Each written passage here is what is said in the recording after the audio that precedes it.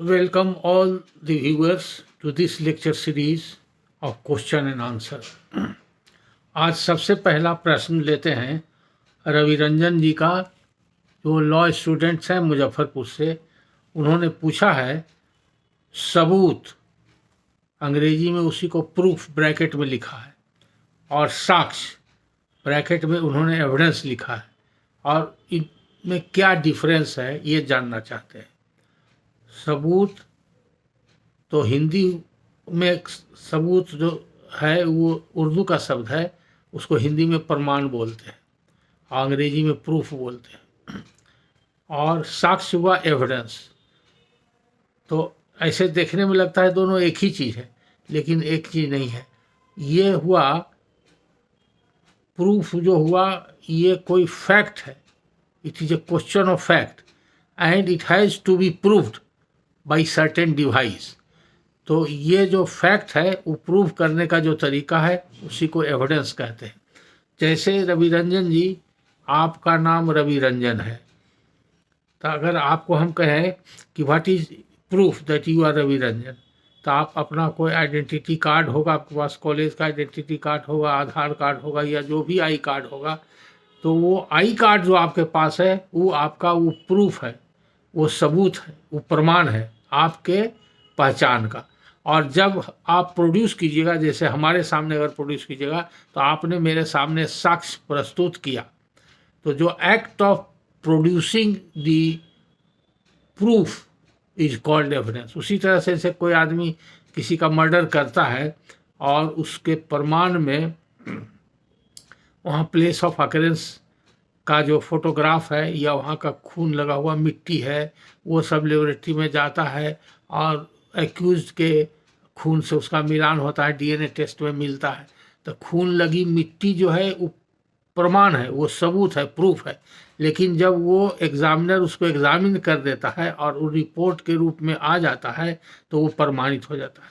जैसे मान लीजिए कहीं कोई चोर घुसा और वहाँ पर कोई टेबल पर हाथ रखा किसी के घर में, और उस पर अंगूठे का निशान आ गया, या उंगली का निशान आ गया, हथेली का निशान आ गया, तो ये फैक्ट हुआ कि उसका है, वहाँ पर निशान है। लेकिन जब उसको हम एविडेंस के रूप में देंगे तो उस साक्ष्य माना जाएगा। इसलिए किसी भी प्रकार के फैक्ट को प्रूव करने के लिए एविडेंस की आवश्यकता होती है। और जब हम उसको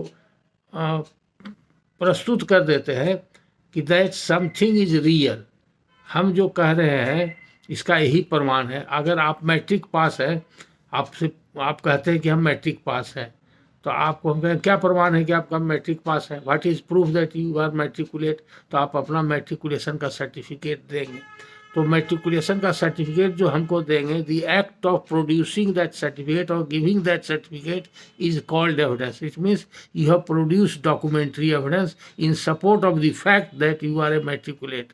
आप मैट्रिक पास हैं, इट इज़ ए फैक्ट, और आपके पास सर्टिफिकेट है, इट इज़ ए फैक्ट, यानी ये प्रमाण है। और जब जरूरत पड़ेगा प्रमाण जहाँ दाखिल करेंगे तो एविडेंस के रूप में।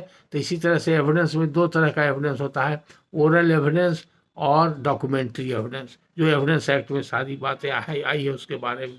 और दूसरा एक होता है डायरेक्ट एविडेंस और इनडायरेक्ट एविडेंस, वो भी एविडेंस आता है।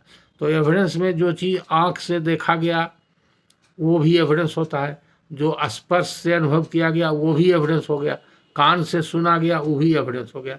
जैसे मान लीजिए कि क्लास चल रहा है, एक रूम में लड़के लोग पढ़ रहे हैं और दूसरा रूम में बम ब्लास्ट हो जाता है और कोई घटना हो जाती है, तो एक रूम वाला लड़का जो पढ़ रहा है दूसरे रूम वाले लड़के को किसी को नहीं देखा, वो ना उसमें घुसते देखा ना बम फोड़ते देखा, और कहाँ पर बम फूटा ही भी नहीं था, लेकिन बम फूटने का आवाज़ उसने सुना।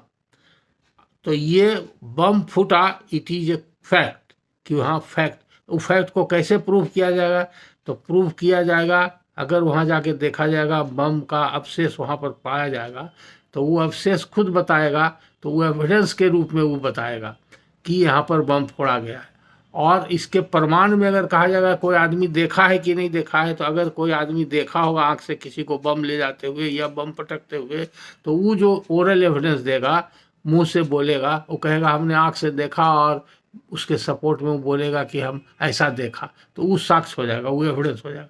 लेकिन जो रूम में लड़का लोग था वो आदमी को भी नहीं देखा और बम को भी नहीं देखा, बम पटकते हुए भी नहीं देखा, लेकिन उसने बम का आवाज़ सुना, तो उसका भी एविडेंस में आ जाएगा। वो अगर बोलेगा कि हम जब क्रॉस कर रहे थे इतना बज के इतना मिनट में और हमको बम फूटने की आवाज़ आई और बगल के कमरे से आवाज़ आई, तो वो एविडेंस हो जाएगा और इस बात का प्रमाण हो जाएगा कि बम फूटा है और बम की आवाज़ इसने सुना है।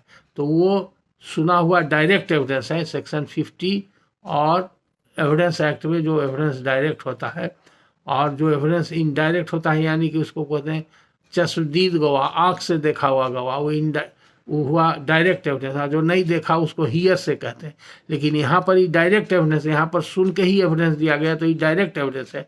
जो चीज़ सुना जा सकता है वो सुनने वाला ही व्यक्ति उसका साक्ष्य देगा। उसी तरह से मान लीजिए कि कोई करंट लग करके मर गया, ठीक है, कोई तार टूटा हुआ है, बिजली विभाग के लापरवाही से कोई व्यक्ति का पैर उस पर चला गया, वो मर गया, तब उस तार में करंट था कि नहीं था ये कैसा पता चलेगा? जब तक कि कोई एक्सपर्ट आकर के वो देखेगा कि नहीं, जिस समय वो मरा उसी समय वहाँ पर जा कर के उसको टच करेगा। तो टच करेगा, जो व्यक्ति टच करेगा उसको भी करंट मार दिया, या तो तार में टच किया या जिस व्यक्ति को करंट मारा है उसको टच किया, तो उसको भी झटका लग गया। तो जब वो जा कर के बोलेगा कि हाँ हम गए थे वहाँ पर उस आदमी को पकड़े, तो हमको भी झटका मार दिया, इसका माने तार में करंट था और उसी करंट से वो आदमी मरा। तो करंट से मरा, इट इज़ ए फैक्ट। लेकिन और वो मरा हुआ आदमी और तार वहाँ पर पड़ा हुआ है, दोनों सटा हुआ है, ये प्रूफ हुआ। लेकिन जो व्यक्ति, दूसरा व्यक्ति उसको टच करके देखा कि हाँ उसमें करंट था, या कोई व्यक्ति उसका टेक्निकल एक्सपर्ट है, मैकेनिक है, उसमें टेस्टर लगा करके करंट को नाप करके देख लिया, तो वो भी एक साक्ष्य हो जाएगा, तो वो साक्ष्य कहलाता है। तो किसी भी फैक्ट को प्रमाणित करने के लिए वो फैक्ट का जो तरीका है प्रूव करने का कोर्ट में, ओरल या डॉक्यूमेंट्री जो भी है, तो वो साक्ष्य कहलाता है। अब ये अलग बात है, साक्ष्य के बारे में एविडेंस एक्ट में आप बहुत पढ़ेंगे कि कौन सा एडमिसिबल है, इनएडमिसिबल है, कब एडमिसिबल होगा, कब इनएडमिसिबल होगा, वो अलग चीज़ है, विस्तृत बात है। क्योंकि आपका सवाल बहुत छोटा है, दोनों में अंतर क्या है? कभी कभी लोग समझते हैं दोनों एक ही चीज़ है, लेकिन एक ही चीज़ नहीं है, समझने की बात है, बारीक डिफरेंस है। तो ये रहा रवि रंजन जी आपके सवाल का उत्तर। अब इसके बाद आगे का प्रश्न लेते हैं।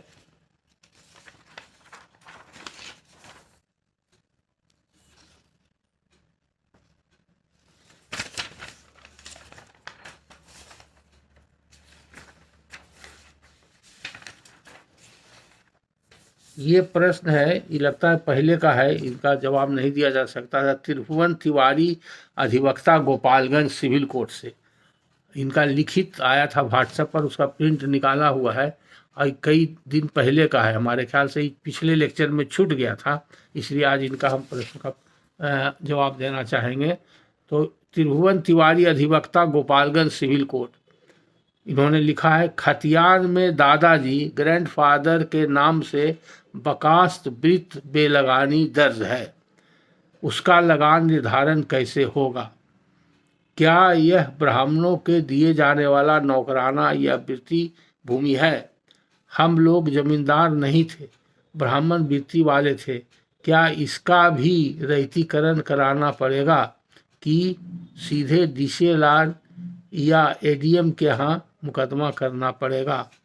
यह किसी अधिनियम के किस सेक्शन के मुकदमा या आवेदन दिया जाएगा? नोट, इसमें कुछ अंश बिहार सरकार द्वारा अधिग्रहण किया गया था, जिसमें मेरे पिताजी के नाम से नोटिस आया था।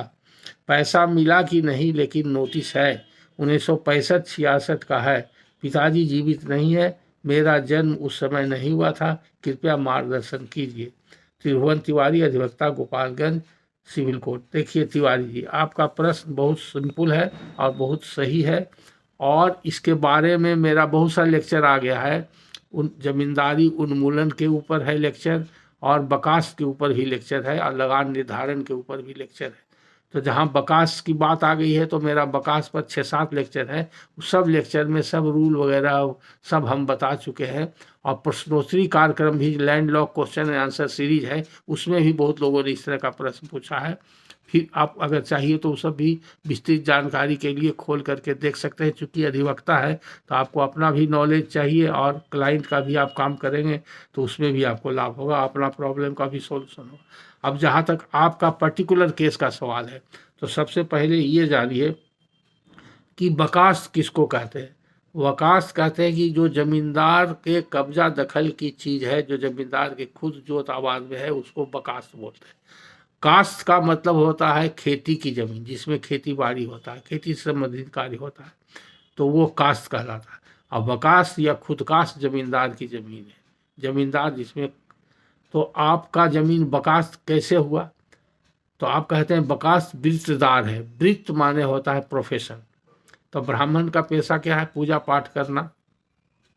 जजमन का वृत्ति जो कहते हैं, तो जो जमींदार लोग थे वो ब्राह्मण लोग को जायदाद देते थे, तो बहुत सा जायदाद दिया जाता था, उसको ब्रह्मोत्तर भी कहा जाता था।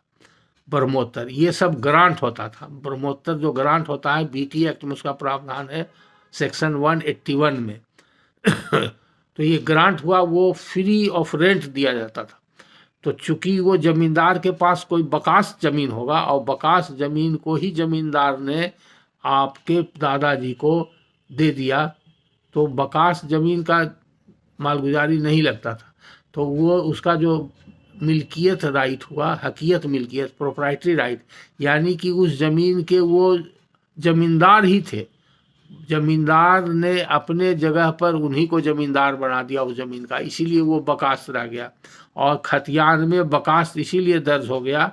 और वृत्त बेलगानी, चूँकि वृत्त में मिला, ब्राह्मण वृत्ति में मिला था, इसलिए उसका कोई लगान नहीं लगता था। ऐसे भी लगान, तो अगर दो स्थिति बनती है, अगर आपके दादाजी को जमीन के साथ साथ जमींदारी का भी कुछ हिस्सा, 1 पैसा 2 आना, 1 आना, 1 कौड़ी 2 कौड़ी किसी तौजी में मिला होगा, तो आप देखिएगा रजिस्टर्ड डी में या खेबट में दरमियानी हकदार में उनका नाम होगा।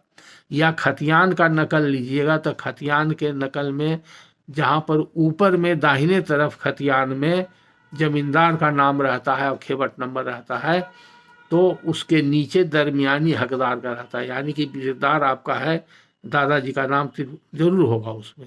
तो उससे क्लियर हो जाएगा कि आपके दादाजी को ज़मीन के साथ साथ ज़मींदारी का भी कुछ अंश दिया गया।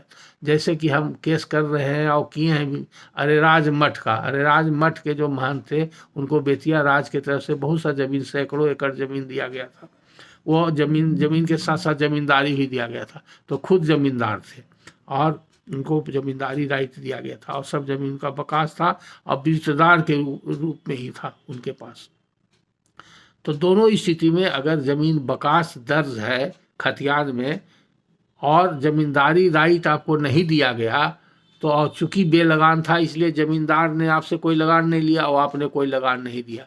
अब वेस्टिंग के बाद भी अगर आप ही का कब्जा है तो आपका ऑटोमेटिकली वो रैयती हो गया ज़मीन, ऑटोमेटिकली रैयती ज़मीन हो गया। इसलिए कि आप अगर रैयत के हैसियत से जोत रहे थे तो सेक्शन 4 आपका BT act, land reforms act apply करेगा।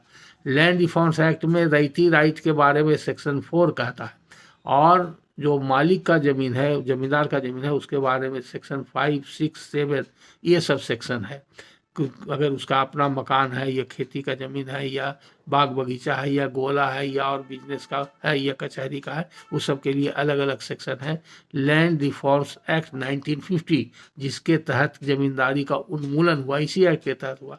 तो अगर आप ज़मींदार थे और ज़मींदार के हैसियत से बकास, आपके दादा अगर ज़मींदारी भी उनको मिला और ज़मीन भी मिला तो भी वो बेलगान रहा, और अगर रैयत थे तो भी बेलगान रहा। तो अगर रैयत थे तो ऑटोमेटिकली आपका रैयती राइट सेक्शन 4 से बिहार सरकार रिकॉग्नाइज कर लिया, आपको रैयत माना जाएगा। लेकिन आपने कभी बिहार सरकार को लगान नहीं दिया, और चूंकि बेलगान लिखा हुआ था इसलिए बिहार सरकार ने भी लगान नहीं लिया। अगर आप जमींदार थे, जमींदारी के साथ साथ, यानी कि आपके दादा को जमींदारी के साथ साथ ये ज़मीन भी मिला, जो भी प्लॉट मिला, जितना राजी मिला, दोनों मिला, तो उनका जो जमींदारी राइट था उनका वेस्ट कर गया, तो वेस्ट कर गया, लेकिन ज़मीन आपके कब्जा में रह गया, तो ये माना जाएगा सेक्शन 5 के हिसाब से कि वो ज़मीन सरकार ने आपको बंदोबस्त कर दिया, तो आप उसके रैयत हो गए।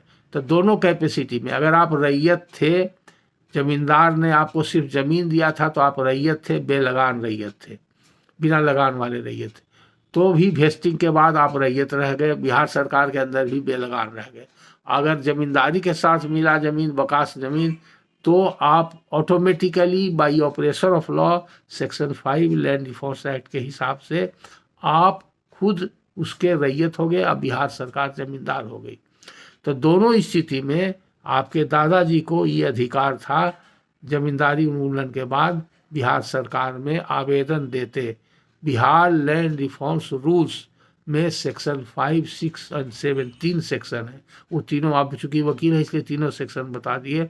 आपका सेक्शन 5 के अंतर्गत केस आवेगा तो उसके अंदर एप्लीकेशन दिए, किसी का 6 में आवेगा, किसी का 7 में आवेगा, देख करके आप एप्लीकेशन दीजिए। और उसके लिए DCLR ऑथराइज है और अंचल अधिकारी भी ऑथराइज है लगान निर्धारण करने के लिए। कहीं कहीं लोकल अरेंजमेंट से DCLR ही करता है, या अंचल अधिकारी को दीजिएगा तो अंचल अधिकारी उसको भेज देता है। तो उसके लिए बिहार लैंड रिफॉर्म्स एक्ट में रूल्स में देखिएगा पीछे में फॉर्म दिया हुआ है, फॉर्म K, फॉर्म L और फॉर्म M, 3 तरह का फॉर्म है। फॉर्म K है कि एप्लीकेशन जो दिया जाएगा उसी फॉर्म में दिया जाएगा, तो एप्लीकेशन फॉर्म K में लगान निर्धारण के लिए दिया जाता है। तो फॉर्म K को किताब से देख करके उसी को टाइप करा दीजिए और जहाँ जहाँ कॉलम खाली है उसको भर दीजिए। और अगर आपके दादाजी अब नहीं हैं और पिताजी भी नहीं हैं तो आप उसमें इफेक्ट लिखिएगा कि दादाजी के नाम से था, दादाजी कब मरे, उसका पिताजी का कब्जा दखल हुआ, पिताजी कब मरे, इस उसमें लिखिएगा। और ये भी लिखिएगा कि ज़मीन जब एक्वायर हुआ था 65-66 में तो उस समय नोटिस भी उनको मिला था, और मुआवजा की राशि मिली थी कि नहीं मिली थी हमको मालूम नहीं है, चूँकि हम उस समय नाबालिग थे या मेरा जन्म नहीं हुआ था, वो फैक्ट भी लिख दीजिएगा। अब हम इस ज़मीन का लगान निर्धारण कराना चाहते हैं, कृपया इसका लगान निर्धारण कर दिया जाए, हम मालगुजारी देने के लिए तैयार। तो अब चूंकि पहले से निर्धारण नहीं हुआ है तो 1955-56 से जब से ज़मींदारी गई तभी से आपका पूरा बकाया के साथ जो रेंट फिक्स होगा, मान लीजिए 10 रुपया हुआ तो आपको 50 साल 60 साल जो भी हुआ 55-56 से 70 साल टोटल बकाया देना पड़ेगा बस। लेकिन लगान निर्धारण हो जाएगा, आपको चिंता की बात नहीं। अगर सरकार लगान निर्धारण नहीं करती है तो आपको उसके लिए भी कोई चिंता की बात नहीं, चूँकि आप एप्लीकेशन दे दिए हैं। उसका प्रोसीजर क्या है, जब एप्लीकेशन दीजिएगा तो उस पर कोई रिपोर्ट मांगेगा कर्मचारी से कि आपका कब्जा है कि नहीं, और नोटिस जाएगा जनरल पब्लिक को कि किसी को कोई आपत्ति तो नहीं है। अगर आपत्ति नहीं है तो आपका रेंट फिक्स हो जाएगा, और जब रेंट फिक्स हो जाएगा तो उसका रेंट रोल बनता है। रेंट रोल जो उसका फॉर्म M दिया हुआ है, फॉर्म M में आपका नाम चढ़ जाएगा और वो चला जाएगा अंचल कार्यालय में। अंचल कार्यालय में उसी के आधार पर जमाबंदी कायम हो जाएगा, यानी कि रजिस्टर 2 में आपका नाम चढ़ जाएगा। उसके बाद कर्मचारी आपका मैनुअल तरीके से रसीद काट देगा, उसके बाद फिर ऑनलाइन रसीद कटने लगेगा। यही आपका प्रॉब्लम का सॉल्यूशन है, यही आपका मार्गदर्शन है।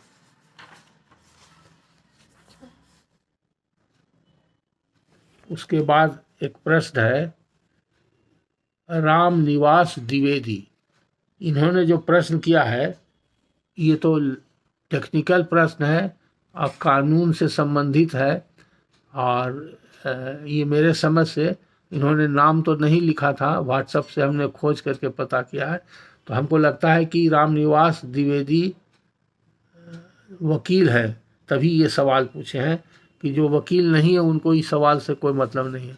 इनका सवाल है सर, किसी एविक्शन सूट में पर सीमा के अंदर शपथ पत्र जमा करने के बाद क्या लीव टू कंटेस्ट जमा करने के लिए भी कोई लिमिटेशन होता है?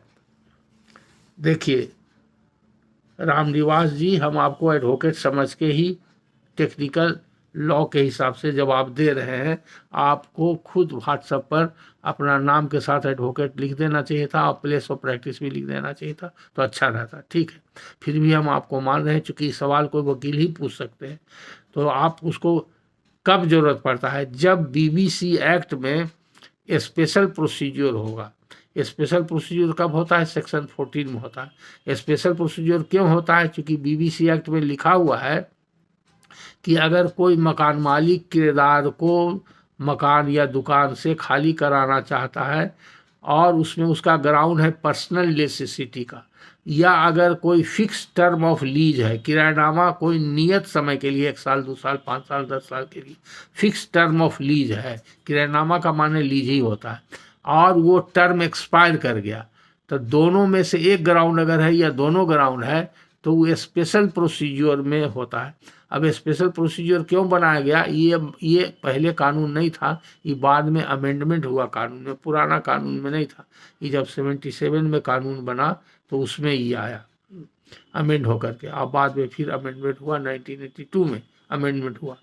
तो ये मकान मालिक के फायदे का था, क्योंकि पहले किराएदार लोग बहुत दिन दिन तक मुकदमा चलते रहता था, उसका टाइटल सूट हो जाता था, अपील होता था, सेकेंड अपील होता था, 10 साल 20 साल 30 साल चलता। एविडेंस या बयान तहरीर देने में लोअर कोर्ट में भी लोग देरी करते थे, और एविडेंस के लिए समय जल्दी नहीं मिलता था, ये एविडेंस देने में भी टाइम लेते थे। ये सब का ख्याल रखते हुए बीबीसी एक्ट में 2 बार अमेंडमेंट हुआ। सबसे पहला पुराना एक्ट 1947 का है, उसका पहला अमेंडमेंट 55 में ही हुआ था, क्योंकि शुरू में जो एविक्शन का पावर था वो एसडीओ को ही था, एसडीओ कोर्ट में ही होता था, उसको हाउस कंट्रोलर बोलते हैं, आज भी हाउस कंट्रोलर बोलते हैं। बाद में उसमें सिविल कोर्ट को पावर दिया गया, तो 55 में अमेंडमेंट हुआ। फिर उसके बाद 72 में उसका एक अमेंडमेंट हुआ। 72 के अमेंडमेंट से उसमें बहुत सा चीज़ जोड़ा गया जिससे मकान मालिक को फ़ायदा होता था, किराएदार को लाभ होने लगा। तो बाद में फिर मकान मालिक के लिए कुछ प्रावधान जोड़ा गया, उसमें यही जोड़ा गया कि अगर ज़रूरत पर्सनल नेसेसिटी पर रहेगा और फिक्स टर्म ऑफ टेनेंसी का केस रहेगा तो टेनेंट को केस लड़ने का कोई अधिकार नहीं होगा, यानी कि मकान हर हालत से खाली हो जाएगा। तो टेनेंट को राइट टू कंटेस्ट को ही ख़त्म कर दिया गया। लेकिन ये नेचुरल जस्टिस के लॉ के हिसाब से है कि किसी भी व्यक्ति के विरुद्ध में कोई भी आदेश या डिग्री नहीं पारित किया जा सकता जब तक कि उस व्यक्ति को प्रॉपर अपॉर्चुनिटी नहीं दिया था, उसको सुनने का मौका पूरा नहीं दिया जाता। तो उसी को नैसर्गिक सिद्धांत बोलते हैं, लॉ ऑफ नेचुरल जस्टिस। उसके हिसाब से कानून बनाने वाले ने, लेजिस्लेचर ने सेक्शन 14 बनाया, उसमें कंप्लीट प्रोसीजर उसमें लिख दिया कि टेनेंट को कंटेस्ट करने का अधिकार नहीं होगा, और कंडीशन लगा दिया कि कब कंटेस्ट करने का अधिकार होगा। सबसे पहले जैसे ही जाएगा टेनेंट, जो डिफेंडेंट बनेगा, डिफेंडेंट को स्पेशल प्रोसीजर में अगर केस है तो कौन देखेगा कि स्पेशल प्रोसीजर में है। तो आप जब सूट फाइल करेंगे, प्लेंट फाइल करेंगे, तो उसमें लिख देना होगा आपको कि हम सेक्शन 14 में फाइल कर रहे हैं, सेक्शन 14 सब क्लॉज 4 के अंतर्गत या सेक्शन 14 के अंदर फाइल कर रहे हैं। या जो रिलीफ आप मांगिएगा उसमें रिलीफ में लिखिएगा कि हमको डिग्री एविक्शन का दिया जाए पर्सनल नेसेसिटी के ग्राउंड पर या एक्सपायरी और फिक्स टर्म ऑफ टेनेंसी के ग्राउंड पर। तो जैसे ही आप लिख दीजिएगा तो अपने ही वो स्पेशल प्रोसीजर में आपका ऑफिस जो है काम करना शुरू कर देगा और रजिस्टर केस हो जाएगा एविक्शन सूट में। या आप ऊपर में ही सेक्शन लिख दीजिएगा तो उससे भी हो जाएगा, दोनों तरफ से। अगर मान लीजिए आप भी नहीं लिखते हैं और सिजदार भी नहीं लिखता है और नहीं देखता है और जनरल वे में चलना शुरू हो जाता है केस, तो आप किसी भी समय पॉइंट आउट कर सकते हैं और स्पेशल प्रोसीजर आप करवा सकते हैं। स्पेशल प्रोसीजर से लाभ ये है कि पहला तो टेनेंट को कंटेस्ट करने के लिए अनुमति लेना पड़ेगा, जिसको बोलते हैं लीव टू कंटेस्ट, और जब तक उसको अनुमति नहीं मिलेगी तो वो कंटेस्ट कर ही नहीं सकता। यानी कि उसको कंटेस्ट करने का अधिकार ऐसे ले लिया गया है नॉर्मल कंडीशन में, लेकिन अनुमति से कर सकता है। तो अनुमति भी ऐसे as a matter of course या as a matter of routine नहीं मिलेगा। अनुमति के लिए उसको एक एफिडेविट देना पड़ेगा कोर्ट में, और एफिडेविट में वो ग्राउंड देगा कि हम किस ग्राउंड पर एविक्शन सूट को कंटेस्ट करना चाहते हैं और हम किस ग्राउंड पर लैंडलॉर्ड के जो ग्राउंड है एविक्शन का उसको हम चैलेंज करते हैं और रीजनेबल है, प्रोबेबल है कि नहीं है, हम कंटेस्ट करना। अगर कोर्ट समझेगा कि इनके ऑब्जेक्शन में कोई दम है और प्रामा फेसी ये कंटेस्ट करने लायक है, तब कोर्ट उसको लीव ग्रांट करेगा कि आपको कंटेस्ट करने का हम अनुमति देते हैं। जब अनुमति देगा तो कहेगा कि आप अब अपना बयान तहरीर दाखिल कीजिए, या तो कहेगा कि ऑब्जेक्शन आप जो दिए हैं उसी को हम बयान तहरीर मान लेते हैं, या खुद डिफेंडेंट टेनेंट भी कह सकता है कि हम अपने ऑब्जेक्शन को ही बयान तहरीर मानते हैं। तो जनरली होता क्या है कि कहीं कहीं लोग एफिडेविट देते हैं, शॉर्ट में दे देते हैं, उसमें पूरा फैक्ट नहीं देते हैं, तो उसको बयान तहरीर मानने से दिक्कत हो जाएगा। अगर पूरा फैक्ट्स दिया हुआ है बयान तहरीर, तो तरीका ही होना चाहिए कि जो लीव का पिटीशन देते हैं सपोर्टेड विथ एफिडेविट होना चाहिए, पूरा डिटेल पिटीशन ही होना चाहिए और एफिडेविट के साथ होना चाहिए। तो लीव पिटीशन मतलब पिटीशन भी हो गया और एफिडेविट भी हो गया, और बयान तहरीर में जितना ग्राउंड ऑफ ऑब्जेक्शन होगा आप सब उसमें दे सकते हैं, तो दोबारा आपको बयान तहरीर दाखिल करने की आवश्यकता नहीं पड़ेगी। अब बहुत वकील लोग अनजाने बस, या नया नया प्रावधान आया तो आदत नहीं थी, तो सीधे लोग एफिडेविट दे देते थे, फिर बाद में वो ऑब्जेक्शन देते थे, फिर उसके बाद जब कोर्ट अनुमति देता था तब बयान तहरीर देते थे। कहीं कहीं कुछ लोग जानबूझ करके भी एक बार एफिडेविट के टाइम में फीस ले लिया, फिर ऑब्जेक्शन दिया तो फिर फीस लिया, फिर बयान तहरीर दिया तो फीस लिया। ये प्रोफेशनल टच वाले लोग भी कुछ ऐसा भी करते थे। लेकिन जो भी हो, आपका पूछने का जो तात्पर्य है उस संदर्भ में हमारा यही आंसर है कि लीव लेने के लिए कोई लिमिटेशन नहीं है। लीव लेने के बाद, जैसा कि आपने लिखा है, लीव लेने के बाद लिमिटेशन दिया हुआ है कितना दिन के अंदर बयान तहरीर देना है, उसमें एक्ट में लिखा हुआ है 15 दिन का। आपने रिट स्टेटमेंट जमा करने के लिए 15 दिन का समय होता है, आप खुद लिखे, तो उसी में लिखा हुआ है 15 दिन का समय। आगे आप लिखते हैं, हालांकि आपके लेक्चर से हमने सीखा है कि रिटन स्टेटमेंट जमा करने के लिए 15 दिन का समय होता है, जो लीव टू कंटेस्ट पिटिशन स्वीकार हो जाने के बाद दिया जाता है। तो वो 15 दिन जोड़ा जाएगा जिस दिन आपका लीव टू कंटेस्ट अलाउ हुआ, उस दिन से 15 दिन के अंदर। इसलिए क्यों जोड़ा गया? अगर बयान तहरीर देना होता है सीपीसी में, जनरल केस में, ऑर्डर 8 में, तो उसमें टाइम दिया हुआ है 1 महीना, उसके बाद फिर फर्दर 1 महीना, यानी कि 60 दिन और मैक्सिमम 90 दिन तक के उसमें है प्रावधान, अनुमति से आप दे सकते हैं।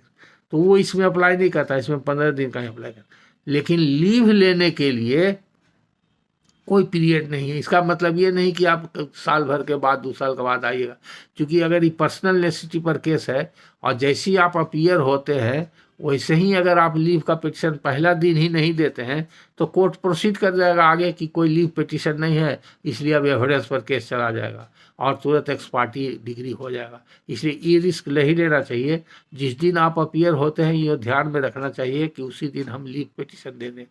किसी कारणवश अगर लीव पिटीशन या लीव के लिए एफिडेविट आप नहीं दे सकते हैं तो आप एक पिटीशन दे दीजिएगा टाइम का कि हमको शॉर्ट 2 दिन 4 दिन 1 सप्ताह का समय दिया जाए कि हमको लीव पिटीशन देना है, क्लाइंट नया है। कोई रीजनेबल कारण देने पर कोर्ट आपको परमिट कर सकता है, आपको लीव का टाइम मिल जाएगा। वैसे स्थिति में कोर्ट को डिस्क्रिप्शन है वो टाइम दे सकता है, लेकिन कानून में कहीं टाइम लिमिट नहीं है। इसका मतलब ये नहीं कि अनलिमिटेड है। अनलिमिटेड जाइएगा तो आप खुद फंस जाइएगा। और ऐसे वो पिटीशन देने के लिए नहीं है, वहाँ पता है लीव के लिए, लीव लेने के लिए शपथ पत्र दिया जाता है ना, लीव ऑन एफिडेविट। तो लीव ऑन एफिडेविट देने के लिए लिमिटेशन एक्ट में भी कोई प्रावधान नहीं है। जनरल आर्टिकल जो है आर्टिकल 137 वो 3 साल जिसमें है वो पिटीशन के लिए है, वो लीव एफिडेविट के लिए नहीं, वो भी इसमें नहीं लागू होगा और उसका फ़ायदा इसमें आप नहीं उठा सकते हैं क्योंकि ये स्पेशल प्रोसीजर है और लैंडलॉर्ड के फेवर का ही कानून बनाया गया है। और इसलिए अगर मान लीजिए कि इसमें कंटेस्ट भी होता है, फैसला हो जाता है, तो इसमें राइट टू अपील को भी ख़त्म कर दिया गया है। इसका अगेंस्ट में रिवीजन फाइल होता है। ये सब प्रावधान उसमें आप पढ़िएगा तो देखिएगा। तो आपके प्रश्न का सीधा जवाब यही है कि लीव टू कंटेस्ट के लिए कोई लिमिटेशन बीबीसी एक्ट में प्रेस्क्राइब नहीं है और न लिमिटेशन एक्ट में उसके लिए कोई लिमिटेशन पीरियड है। लेकिन ये ध्यान में रखना चाहिए कि जैसे ही हम अपीयर करते हैं फर्स्ट अपीयरेंस में ही दे देना चाहिए, और अगर कोई दिक्कत हो फर्स्ट अपीयरेंस में जिस समय अपीयर हो रहे हैं कोई टाइम रीजनेबल चाहते हैं तो कोई ग्राउंड दे करके आप पिटीशन एक दे सकते हैं, और लीव के लिए आप टाइम ले सकते हैं। और जो कोर्ट आपको टाइम दे दे, कोर्ट मान लीजिए 10 दिन 20 दिन 1 महीना दे दे, कोर्ट को टाइम देने में कोई रुकावट नहीं। कोर्ट का हाथ पर कोई जिसको कानून अंग्रेजी में बोलते हैं, courts hands are not fettered, उसके सामने कोई रुकावट और बाधा नहीं। कोर्ट का डिस्क्रिशन है और रीजनेबल डिस्क्रिशन एक्सरसाइज कर सकता है। तो ये हो गया आपका जवाब। अब उसके बाद एक प्योर लॉ का क्वेश्चन है, ये सुरेश शर्मा जी का है। सुरेश शर्मा जी का पिछला लेक्चर में भी एक क्वेश्चन का हमने जवाब दिया था, और ये इस पर भी एक बार पहले उनका प्रश्न का जवाब हम दे चुके हैं। आई समझिए, थर्ड टाइम, सेकेंड टाइम में उन्होंने एक प्रॉब्लम दिया और फिर थर्ड टाइम में उन्होंने लिखा। पहला वाला का तो जवाब दे दिए पिछला लेक्चर में सब्स्टिट्यूशन का, और उससे वो सेटिस्फाइड हो गए, उसका उन्होंने जवाब भी दिया था व्हाट्सएप पर। उसका दूसरा उनका प्रश्न आया था 27/11/2024 को, जिसमें उन्होंने लिखा था कि अगर 3 प्लेंटिफ है, मान लीजिए उसमें से एक कोई प्लेंटिफ मर जाता है, तो सब्स्टिट्यूशन पिटिशन जो पड़ेगा तो बाकी जो 2 और 3 प्लेंटिफ जो जिंदा बचा हुआ है वो देगा कि उसके जो मर गया उसका वारिस के तरफ से पड़ेगा। ये कौन सा सही होगा? कानून में क्या कहता है, सब्स्टिट्यूशन पिटिशन किसके द्वारा दिया जाएगा, ये उनका प्रश्न था। तो इस प्रश्न का जो 27/11/24 का उत्तर मैंने व्हाट्सएप पर उनको दे दिया था, क्योंकि उन्होंने सुरेश शर्मा जी ने स्वयं लिखा था व्हाट्सएप पर कि my feeling is that the substitution petition should be filed by the legal representative of the deceased plaintiff, यानी कि जो मुद्दई मर गया उसके वारसान के द्वारा ही सब्स्टिट्यूशन पिटिशन दिया जाना चाहिए, ऐसा उनका फीलिंग था जो उन्होंने एक्सप्रेस किया। और हमने उसको व्हाट्सएप पर शॉर्ट में रिप्लाई कर दिया, योर व्यू इज़ करेक्ट, उसको इंडोर्स कर दिया, वो सही व्यू था। लेकिन लगता है बाद में फिर उनको कन्फ्यूज़न हुआ, या हमारे रिप्लाई से सेटिस्फाइड नहीं हुए, या और किसी कारण से कन्फ्यूज़न हुआ, या किसी दूसरे व्यक्ति से डिस्कस करने पर कन्फ्यूजन हुआ, तो फिर 2/12/2024 को वो दूसरा प्रश्न करते हैं, लिखते हैं व्हाट्सएप पर, और उसके हिसाब से वो लिखते हैं कि view of lower court advocates are different and there are lot of confusion amongst lower court advocates, somebody says that remaining plaintiff can file substitution petition. तब वो हमारा व्यू जानना चाहते हैं। तो चूंकि ये मैटर थर्ड टाइम रीएजिटेट हो रहा है, इसलिए, हालांकि पिछले लेक्चर में मेरा और भी लेक्चर सब्स्टिट्यूशन के ऊपर है, और सीपीसी के ऊपर लगभग 27 लेक्चर से ज़्यादा है। अगर उसमें सब्स्टिट्यूशन वाला चैप्टर पर जाके देखेंगे तो बहुत डिटेल में है, तो वहाँ भी जाके आप देख सकते हैं। लेकिन आज हम इस प्रश्न का थ्रेडवेयर उत्तर आपको देना चाहेंगे। शर्मा जी और जितने भी अधिवक्तागण हैं जो सुन रहे हैं, या जो जजेज लोग, जुडिशियल अफसर लोग सुन रहे हैं, उन लोगों को भी ध्यान देना चाहिए। उन लोगों के बीच में कभी कभी कन्फ्यूजन होता है। तो इस संदर्भ में ये हमको देखना पड़ेगा ऑर्डर 22 का कौन सा प्रोविज़न है रेलिवेंट प्रोविज़न। तो जब प्लेंटिफ मरेगा तो ऑर्डर 22 का रूल 2 और रूल 3, यही 2 प्रावधान अप्लाई करेगा। और जब डिफेंडेंट मरेगा तो रूल 4 अप्लाई करेगा। अब चूंकि 2 अप्लाई करेगा इस केस में कि 3 अप्लाई करेगा, पहले ही देखना होगा, तो 2 नहीं अप्लाई करेगा, क्योंकि कहता procedure where one of several plaintiffs और defendants dies and right to sue survives where there are more plaintiffs or defendants than one, and any of them dies, and where the right to survives to the surviving plaintiff or plaintiffs alone, or against the surviving defendant or defendants alone, the court shall cause an entry to the effect to be made on the record, and the suit shall proceed at the instance of the surviving plaintiff or plaintiffs or against the surviving defendant or defendant। यहाँ पर तो clear लिखा हुआ है, rule 2 में लिखा हुआ है कि अगर राइट टू सू सर्वाइव करता है टू दी सर्वाइविंग प्लेंटिफ, तो ये जो आपने उदाहरण दिया कि 3 प्लेंटिफ थे, तो नेचर ऑफ सूट क्या था और राइट टू सू अब सर्वाइव कर रहा है कि नहीं, नेचर ऑफ सूट पर डिपेंड करेगा और right to sue surviving plaintiffs को है कि नहीं। तो अगर right to sue surviving plaintiff को है तब रूल 2 से केस अगर कवर्ड होगा, तो रूल 2 वाले सिचुएशन में जो सर्वाइविंग प्लेंटिव है वो सब्स्टिट्यूशन पिटीशन फाइल कर सकता है। अगर right to sue surviving plaintiff को सर्वाइव नहीं करता है बल्कि वो राइट टू सू उसके एयर्स को जाता है, तो उसके एयर्स के लिए एयर्स को ही अधिकार है, वो सेक्शन रूल 3 में आएगा। रूल 3 कहता है, और दोनों रूल 2 और 3 में ये नहीं लिखा हुआ है who will file the petition. Court का ड्यूटी है सब्स्टिट्यूट करना, बट प्लेंटिव कौन फाइल करेगा वो नहीं दिया। लैंग्वेज ऐसा इस्तेमाल किया गया है, the court shall cause an entry to the effect to be made. Court का ड्यूटी है सब्स्टिट्यूशन करना, सब्स्टिट्यूशन का इस तरह का एंट्री बनाएगा, ऐसा करना पड़ेगा। लेकिन who will file substitution petition न रूल 2 में दिया हुआ है न रूल 3 में दिया है।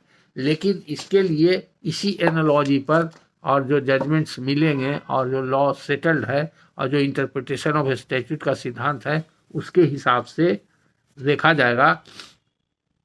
तो वहाँ पर ड्यूटी असाइंड है कोर्ट को कि सब्स्टिट्यूशन का एंट्री बनाना और सब्स्टिट्यूट करना, देखना ही है कि राइट टू सू किसको सर्वाइव कर रहा है।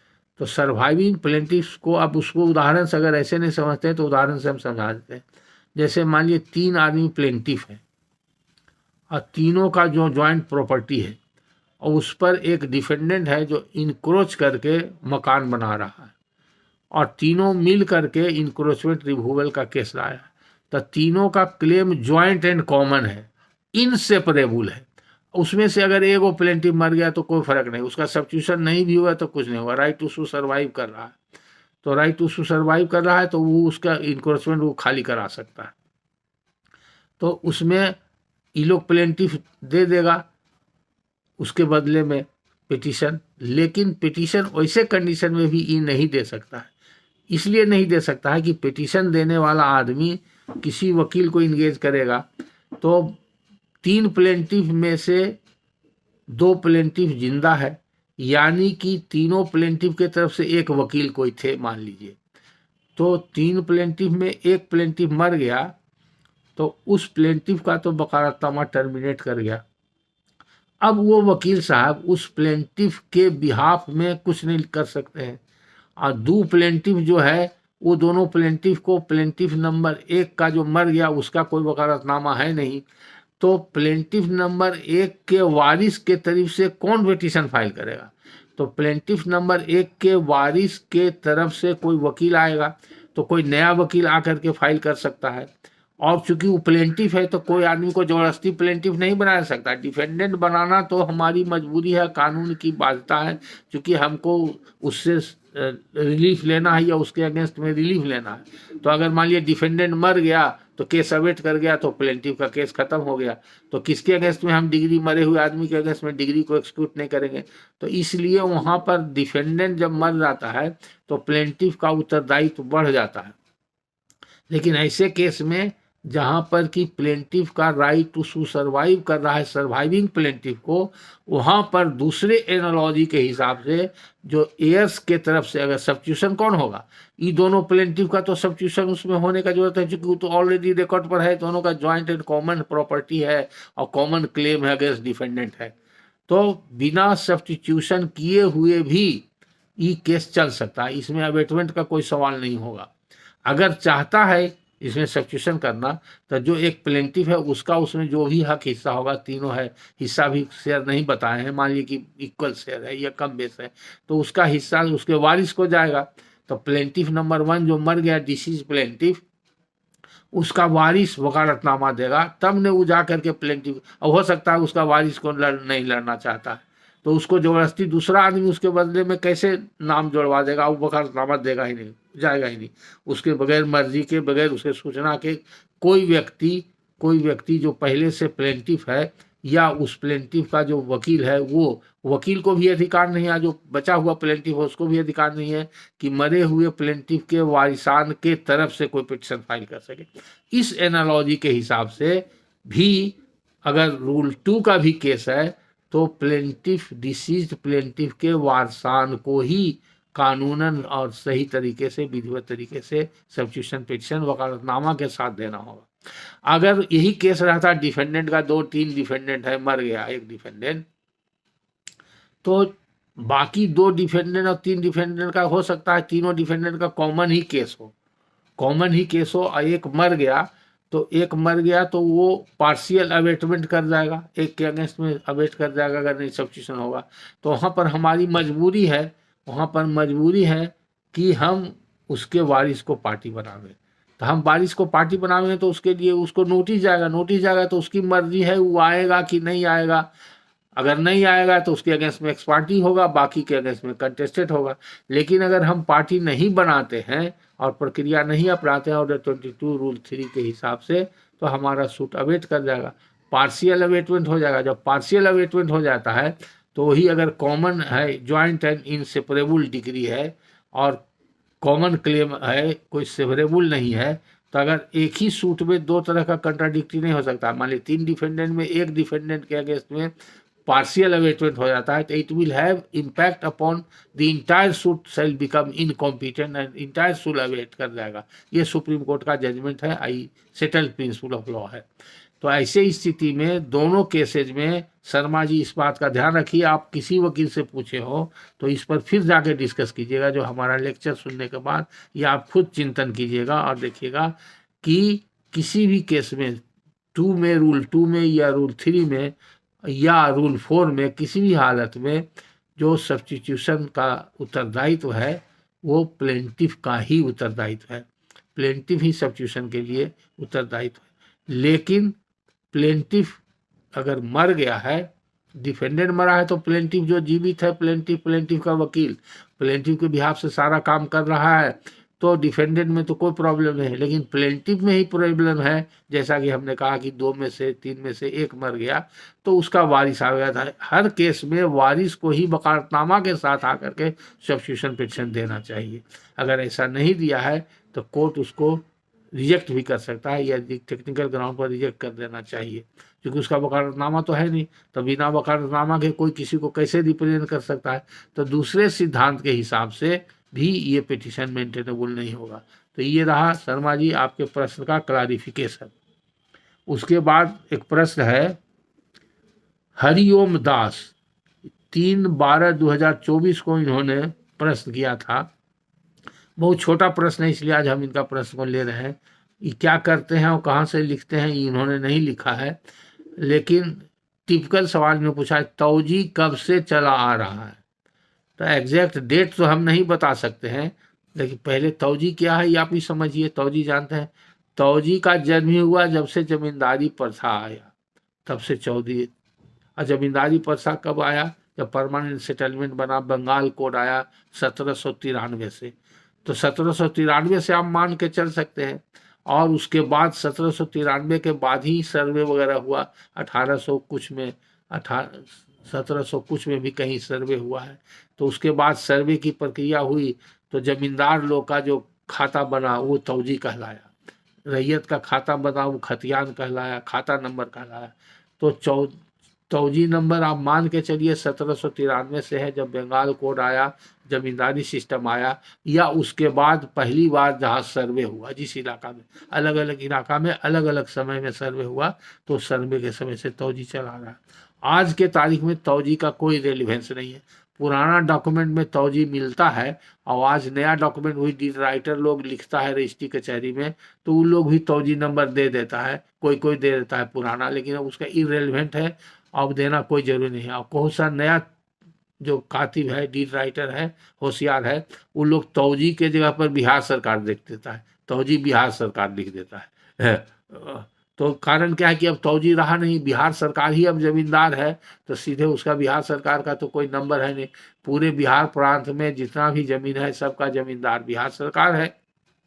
तो बिहार सरकार तो एक ही है, तो उसका तौजी नंबर का जहाँ पर जमींदार बहुत ज़्यादा होता था, 1, 2, 10, 20, 50, 100, तो इसलिए तौजी नंबर अलग अलग होता था। फिर जमींदार लोगों के बीच में बंटवारा होता था, फिर तौजी का बंटवारा भी हो जाता था। तो इस तरह से तौजी की संख्या भी बढ़ते चली गई।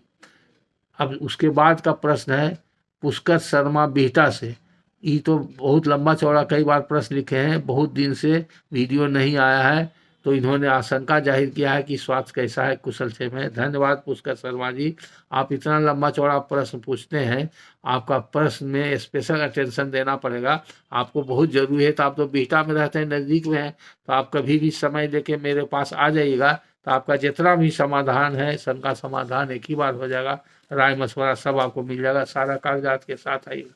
ऐसे पीस मिल में कोई जवाब देना ठीक नहीं लगता है हमको आपका। उसके बाद का प्रश्न लेते हैं, ये है, नाम तो नहीं लिखे हैं, व्हाट्सएप पर लिखे हैं क्विक सर्विस, लेकिन बाद में हमने खोज करके देखा इनका नाम कहीं पर लिखा हुआ है नवनीत कुमार, यूएन आर्मी, और क्विक सर्विस के नाम से उन्होंने व्हाट्सएप किया था। इन्होंने लिखा है, हम इनका प्रश्न पढ़ते हैं। Sir, I am a resident of village यूजीओ उगो district Siwan.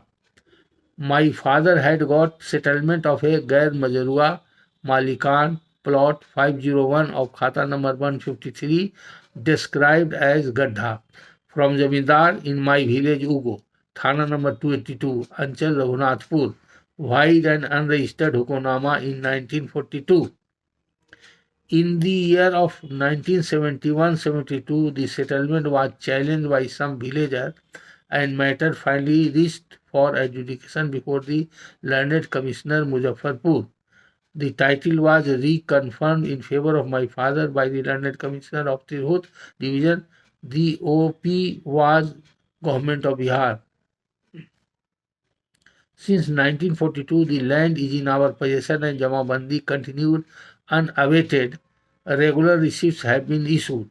In 2000, based on our family partition through Siwan Court, the particular plot out of 2 plots covered in Hukumnama has come to my share. Till 2001 से 16, manual receipt inclusive of the particular Khata 153 was being issued, but in receipt for 2016-17, the Khata 153 has been deleted. We have come to know about the Pratibandhit Suchi through internet, which includes my khata and plot number.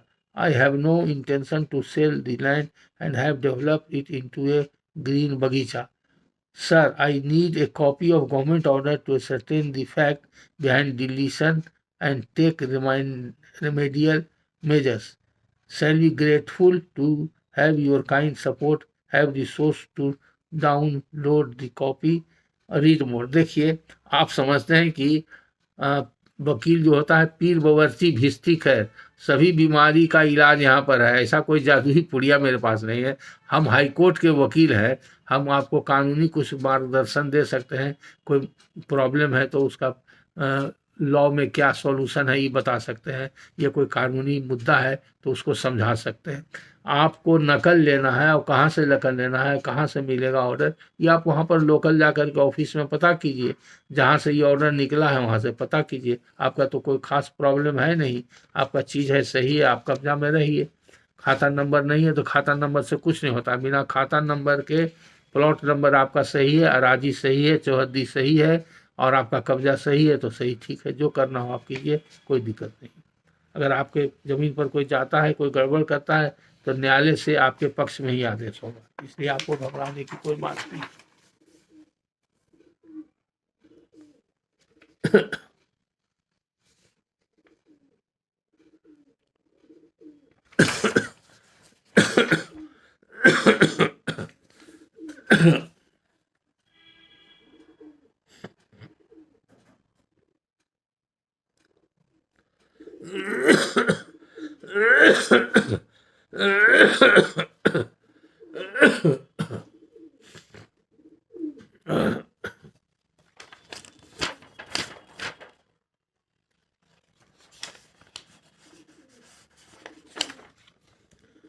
देखिए, Navneet Kumar UN army वाले ने फिर एक और detail में लंबा चौड़ा लिख करके भेजा है और फोटो कॉपी जो भेजा है हाथ का लिखा हुआ उसका प्रिंट निकालने में बहुत फेंट है, हमको पढ़ने में दिक्कत हो रही है, फिर भी बहुत दिन से मेरे यहाँ पढ़ा हुआ है, इसलिए हम आज कोशिश करते हैं इसका भी जवाब देने में।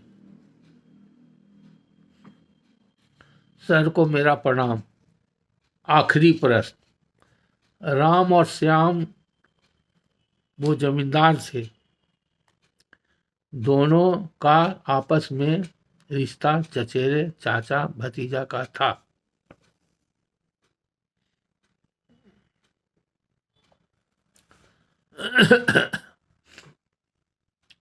तौजी 3932 के दोनों जमींदार थे, जिसमें एक हिस्सा खेवट 1 और register D part 1 combined with register A में इस प्रकार है। राम चाचा 7 आना 6 गंडा 2 आना 1 करात और भतीजा 8 आना 13 गंडा 1 कौड़ी 3 करांत। जब CS खतियान बना उस समय परिवार जब एक साथ थे और चाचा भतीजा एक ही उम्र के थे, तो CS खतियान श्याम भतीजा के नाम से बना और वगैरह लिख दिया गया।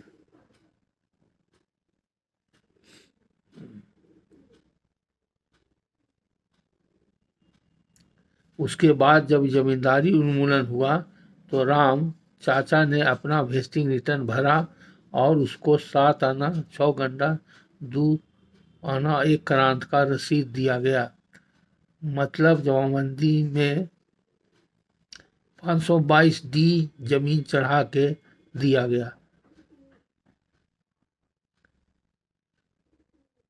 उस समय में आज तक हम लगान देते रहे हैं, आज तक, और दखल कब्जा भी शांति तरीका से था।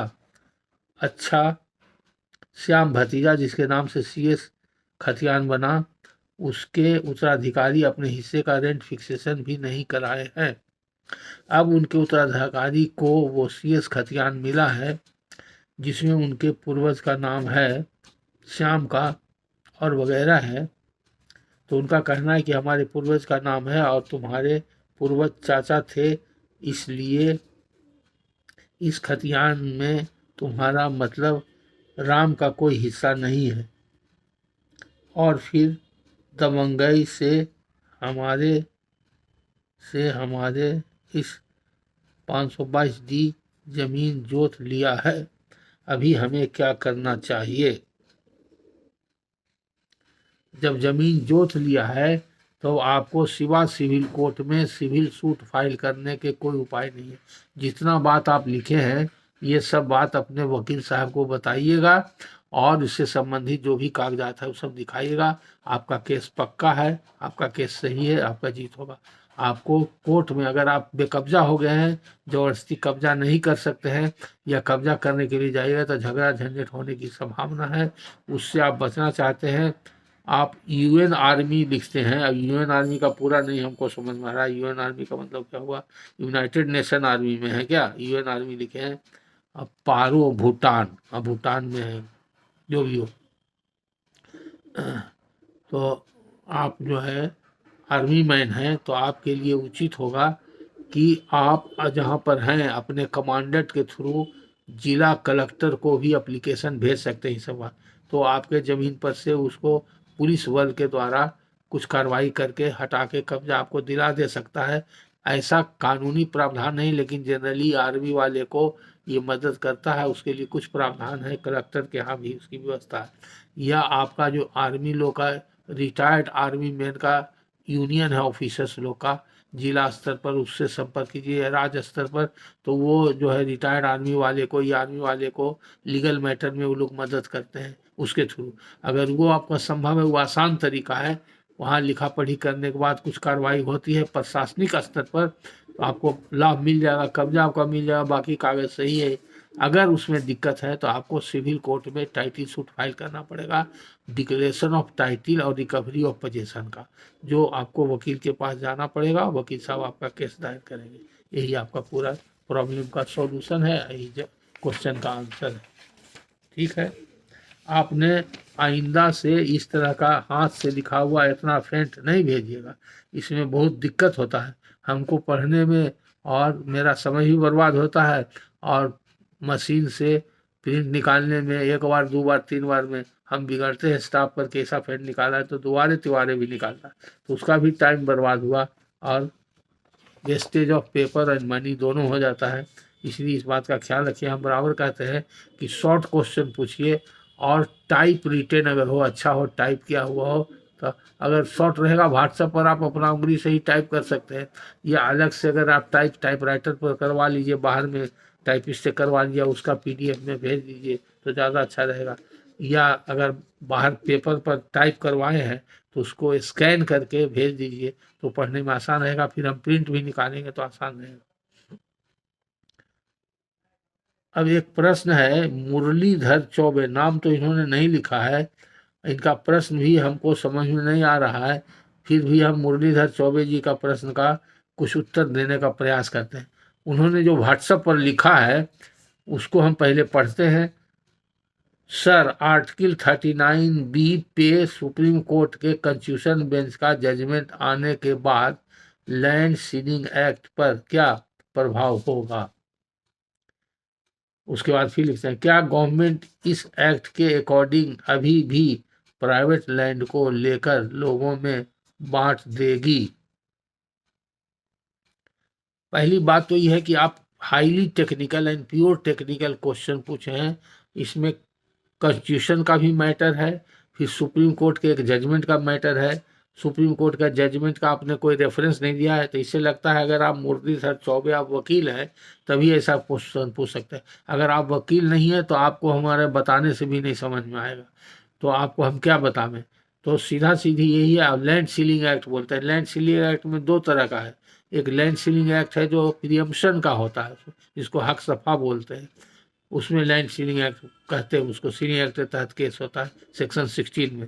और एक होता है सरप्लस लैंड का, तो सरप्लस लैंड सेक्शन 15 में सरकार डिक्लेयर करती है, तो उसकी प्रक्रिया है, उस प्रक्रिया से गुजरने के बाद अगर किसी के पास जो सीलिंग एरिया से ज़्यादा ज़मीन है तो वो लैंड सीलिंग एक्ट की प्रक्रिया अपनाने के बाद कलेक्टर को पावर है सेक्शन 15 में गजट नोटिफिकेशन कर देगा, तो उसको सरप्लस लैंड बोलते हैं।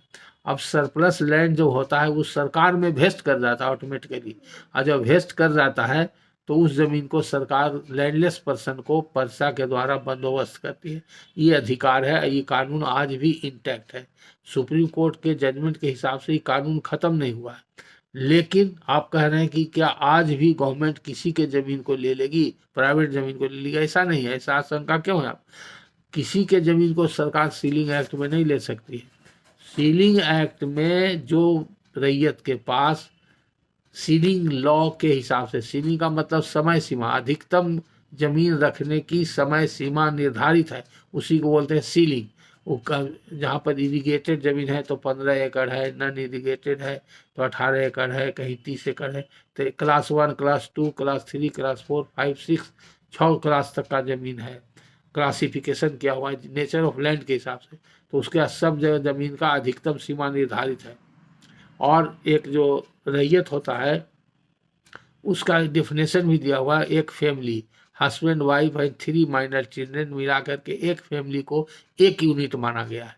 अगर मान लीजिए कि फर्स्ट क्लास ज़मीन 15 एकड़ रखने का अधिकार है आपको, तो आप हस्बैंड वाइफ और 3 बच्चे आपके पास है तो आप 15 एकड़ ज़मीन रख सकते हैं। अगर आपके पास 20 एकड़ ज़मीन है, इसका माने 5 एकड़ ज़मीन सरप्लस है, तो आपको लैंड सीलिंग एक्ट के तहत नोटिस जाएगा, आपसे रिटर्न मांगा जाएगा, जवाब मांगा जाएगा, आप एक्सप्लेन कीजिएगा। जो ज़मीन आपका एग्जेम्प्ट होने लायक है, अगर एग्जेम्प्ट हुआ और एग्जेम्पशन के बाद भी आपके पास सरप्लस है या एग्जेम्पशन नहीं हुआ, तो सेक्शन 15 में गजट नोटिफिकेशन हो जाएगा। होने के बाद ज़मीन ऑटोमेटिकली कानून के हिसाब से सरकार का वेस्ट कर जाएगा, वो सरकार का ज़मीन हो जाएगी, और तब वो ज़मीन सरकार किसी को बंदोबस्त कर सकती है। ऐसे बिना प्रक्रिया अपनाए हुए सरकार किसी के ज़मीन को लैंड सीलिंग एक्ट में नहीं ले सकती है। लैंड एक्विजिशन एक अलग एक्ट है जिसके तहत सरकार ज़मीन लेती है, तो वो भी ज़मीन लेती है तो वो पब्लिक पर्पस के लिए लेती है। किसी न किसी पब्लिक के काम के लिए, पब्लिक के फायदे के लिए लेती है। उसमें भी कई तरह का कानून बना हुआ है। रेलवे का अगर जमीन बना लेना है तो रेलवे का अलग कानून है, नेशनल हाईवे के लिए लेना है तो उसके लिए अलग कानून है, और एक जनरल लैंड एक्विजिशन एक्ट है जो नया बन गया है, उसका अलग कानून है।